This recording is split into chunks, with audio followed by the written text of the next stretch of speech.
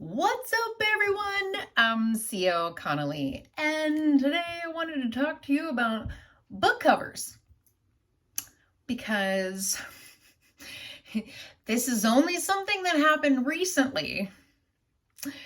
But, I thought my book covers were great. I mean, I do all my book covers. I take the photos, I manipulate them, I put them into Photoshop, and I do a lot of technical things to the photos in order to get them to where I want them to be, right? Well, it has come to my attention that one of my book covers does not exactly portray the photo that I was going for. So, we're going to start from the beginning. Forbidden Affair. I did not take this picture. I did not manipulate this picture. I actually paid a photographer to do this one. So this one was done by, a professional photographer. So my leg is actually bent back this way. And the photographer went in there and just took out my leg, added the, that in so that it's all there. But the blood is real. That it's not real. It's like the fake blood and stuff like that. But that was actually there. I just poured it all right here and bent my knee back. The funny thing is that this was actually taken outside the church that we used to go to. The photographer and I used to go to the same church. That's how I knew she was there. So anyway, this was taken right outside the church. But anyway, this is a pretty good photo. I mean, it portrays exactly. The only thing is that I could not fit inside the Rubbermaid box that I actually mentioned. So, but I wanted the blood pool. Now, what I had done was I had taken that photo and I cropped it out and I stuck it here on the back. Now you can see down here, I wasn't sure how to get the barcode off at the time. I didn't know how to, so I just added it all the way around because I didn't know how to, I wasn't sure how to do that. I did figure it out though. But, so that was my first cover. Then there was this one. Okay, so Friendly Misfortunes, this is also me, okay? I taped that down because it would be very inappropriate to have that on a book cover, by the way. So this guy here, he actually taxidermies his victims and lives with them in his house. So that's what this is. And you can see my husband's hand right over here. He's got a scalpel in his hand. And he's actually cutting open the bodies because I mentioned that he cuts open the bodies in the same Y shape that you would for an autopsy. So that's what this is. And of course, I've got to put blood on one side and not on the other. Whatever. That was fun because we did that at the photographer's sister's house.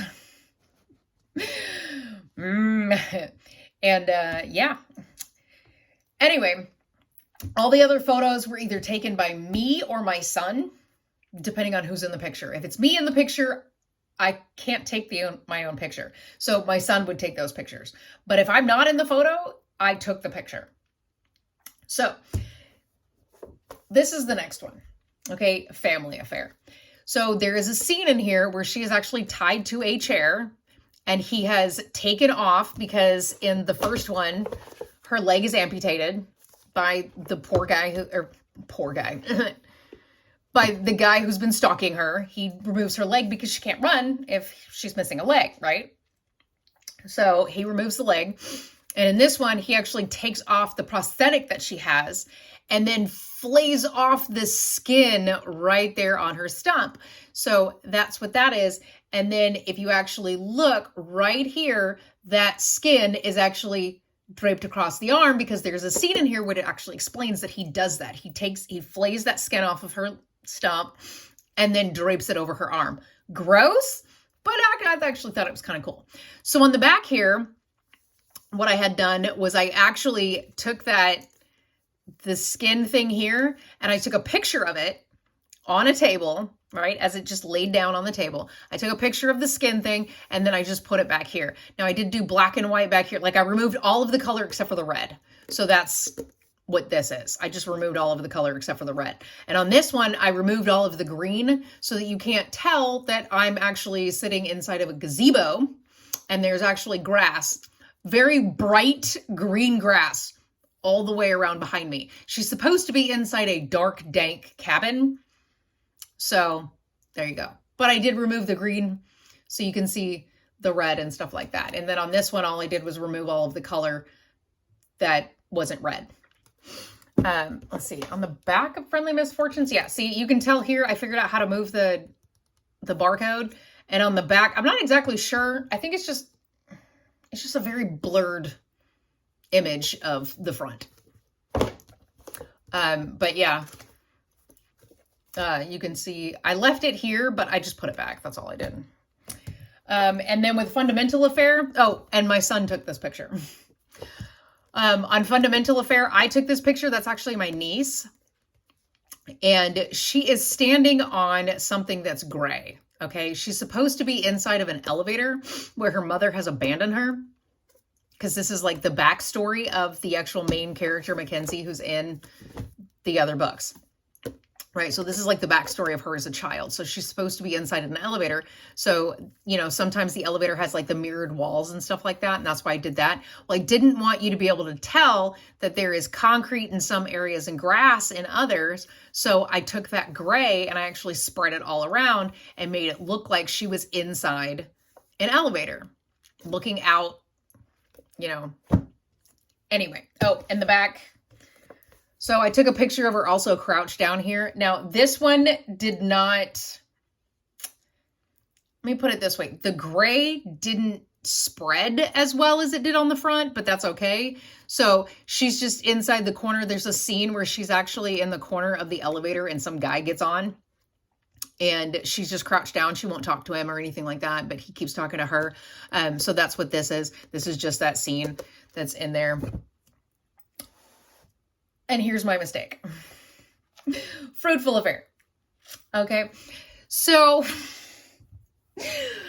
with Fruitful Affair, I literally took a pillow, a regular old pillow. It had a camouflage cover on top and I bent it, cut it open, and then bloodied the inside. Like this is all the stuffing that you get from the inside of the pillow. This is actually bald cap. So it looks like skin. And then this here is a little doll's arm. I went to the dollar store and bought me a doll for like, I think it was $1.50. Just because I wanted to rip its arm off. That's all I wanted. I just needed a doll arm. And I couldn't get anybody to find me one. So there is I'm not even going to tell you what this is from because you'll need to read the book to find out where this scene is. Exactly what this is. But then there's the back. Okay. Legit, it's just a different picture as it is from the front. It's just, I turned it this way. Here's the problem. I've actually had somebody go, oh, I'm going to buy this book because that looks like a vagina. Great. Awesome. Thank you, guy. I don't care if you decide that you're just going to hang that up because you think it looks like a vagina and you want to be gross. Awesome. I didn't think it looked like one until I heard that. Until someone actually said that it looked like a vagina. And I was like, great. So now I have a book with a hoo-ha on it. I don't know. But I was proud of the cover. I mean, I'm totally probably this is probably going to be one that I may actually end up switching. I may end up actually changing the cover. For now, good, buy it because it's got a vagina on it. I don't know. Now, Killer Suburbia. This is actually taken right out front of my house, okay? So we've got, let's see, this one's my dad, this one's my son, this is my son's wife, and this is my husband. The guy that was supposed to come over for this one, they had other plans and ended up having to cancel, which was fine. Plus, not only that, but I think it was Mother's Day that I ended up doing this anyway. Whoops. But so she was a good sport about it. She went ahead and did what she could to try to look like a dude. She's actually got a pair of my son's pants on because, you know, dude pants, I don't know. And just a random t-shirt. So that's fine. I was able to portray each one of the killers. And if you look at every single one of the weapons, you'll be able to figure out exactly which killer is which. When you start reading the book, you'll be able to figure out who is who. Because I made sure that they all had the weapons that they use for their victims. 4 serial killers all move onto the same street. There's 4 serial killers. Yeah. And then the back is literally just the weapons laid down because I learned. So I just tossed all the weapons down. We got the rope, the saw. There's a knife in there. Yeah. Okay, I was right. The knife. And then this is the pitchfork. So anyway, so that was okay. And then I love Killer Suburbia. This, as a matter of fact, I still have this, which was literally just a printed mounted, because I still hadn't received any inventory of this book yet, and I was going to an event, so I went ahead and got this just to do like a cover reveal at the event. So that's what I had this for. And then of course I had said that I had a cover reveal, and anyone who actually had seen like the sneak peek, because I always do a black and white sneak peek cover on social media, but I will not show the actual color cover until the book arrives. So there's that.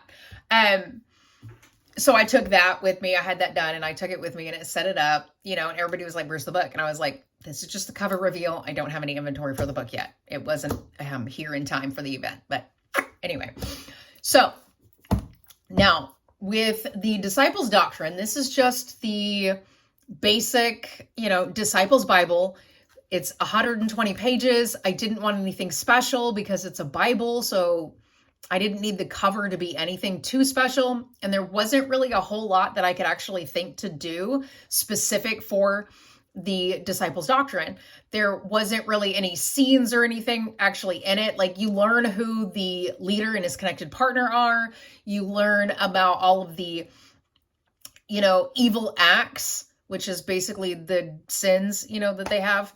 So you don't want to commit the evil acts. It's like their 10 commandments, but I think there's only like 7. Anyway, so you learn about their evil acts and what'll get you shunned and everything else. And, you know, the shunning ceremonies, the connection ceremonies and all that other stuff. So you learn all that in here, but that's just what this is. It's just like you learn what the cult is about, or, you know, who the disciples are, along with their leader and his connected partner and how they meet. And you learn the backstory of the leader. So you can kind of understand when he says stupid shit. And it's like, oh, well, it's not like he went to school. So you get to see all the backstory. And then you get to see how he believes he talks to God, kind of thing. So you see that and how he survived, and then the meeting of the connected partner and all that. And then it's time to start, you know, oh my God, my brain apparently is not working right now. And then they start to gather their followers of the disciples, or their disciples that are followers. Yeah. Anyway, so it ends basically where they're going to be like, okay, let's go get our disciples or gather our disciples. So that's where this one is. It's literally just them, or, you know, like the leader is telling the connected partner, this is what God tells me. And it's all written down on these pages because God tells me that this is what I'm supposed to do. And then she's like, great, let's go and gather our disciples. Cool. But now they've got to, you know, they're going to create the city of disciples. They're going to gather their disciples. Anyway, so this is them building the city of disciples. So I've got the wall in the back and like their little wall here with the little opening so they can go inside. There's actually a scene that describes this. Exactly what it would look like. Now, there was more I wanted to do. Luckily, I was able to do this with like 9 bricks. I just took pictures of 9 bricks. Actually, I think it's more than 9. It's like a 3. No, it is 9. It's 3, 6, 9. Yeah, it's 9 bricks. They're like cinder block bricks. So anyway, and I was able to put together this wall here because I just cropped it out of the photo that I took. So it was just the bricks and all the way across there. And then I took a picture of one side of the bricks and then the other side of the bricks. And then I just stuck it in there so it looked like an opening. So they get to walk into the city. And then the back is legit just a background. It's just a background shot. There is nothing that you can even, you know, there's nothing there. So now this here, sorry, I was looking at the coloring on that. So this here actually has the background. Yes.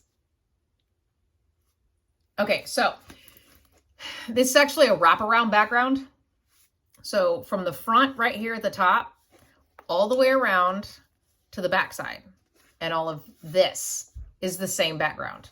But once you get to where the wall is and around the spine, that is where that ends. So, but I was able to, in Shunning of Disciples, I was able to do the full, when you open it up like this, it's one scene. And then I just added to the front. Now, if you are on Instagram or Facebook and you look at the post that I made for the black and white cover of Shunning of Disciples, you've gotten to see the black and white of what it looks like.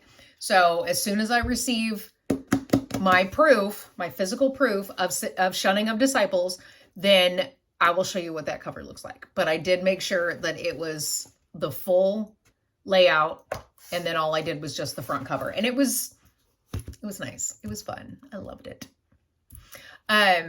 So that's just how that worked out for me. But the cover matters. You don't want somebody to pick up your book and go, vagina, I'm going to buy this. Great. I'm glad that that's what you bought it for. I'm kind of grossed out. But it's not as bad as the one guy who came over. He was so creepy. So creepy at one of the events. So he walks up and he's a little sketch. No problem. My pleasant, customer service comes out and I'm just like, hey, what's going on? And he's like, oh, okay, you write books. And I started telling him about my books. Of course, I think I only had this one and these 3 at the time. So I didn't have this one out yet. So anyway, or the other ones. So anyway, so he hears about the guy who taxidermies his victims. And he goes, that's interesting. I'll take that one. And then my mom was like, I sure hope you didn't give that guy some ideas of what to do with the victims in his basement. Some of those people that kind of give you that vibe. Yeah, he was one of those people. But anyway, the cover matters. Don't put a vagina on your cover. That's all I have to say. The cover matters. Make sure that you're very careful about it. Luckily, I've had someone point that out to me, so I do know. Don't ever try to put that on another book cover. So I will have to be very, very careful when it comes to the rest of my cult series. So yeah, I will say though that because of Shunning of Disciples, if you look, okay, go to my Instagram and look at the posts that I've made. I actually show how I made the intestine. I didn't show how I made it, but I show you what the intestine looked like. And then you get to see the cover because yes, there is intestine on the front cover. It is just go to my Instagram, CL Connolly or at CL Connolly. It's spelled the same way as it is here. It's also the same to get onto Facebook. It's just CL Connolly author. It's the same on TikTok. It's the same, everywhere. It's the same on Twitter, even though I don't use Twitter or X or whatever the hell you want to call it now. Anyway, so your cover matters. Watch out what you do. Shunning of Disciples was done as a full background shot with the character in there. So there is no vagina anywhere. I still think it's hilarious that somebody picked up my book and was like, I'm going to buy this because it looks like a vagina. I don't know how many more times I can say that in this video before, too many people click off and it's like, okay, you're done. So anyway, I'm going to go now. But yes, the cover matters. So be aware of if you do your own book covers or if someone else does your book covers, make sure that you don't have a body part or something that could resemble a body part, that someone isn't going, and like, okay, you're giving off a creeper vibe. You're done. So yeah, anyway, okay, that's it. Okay, bye.